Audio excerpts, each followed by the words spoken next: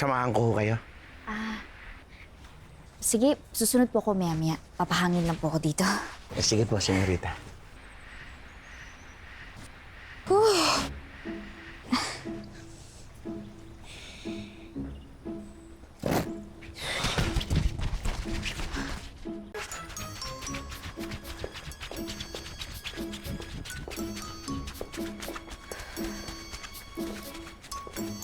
Buenos días.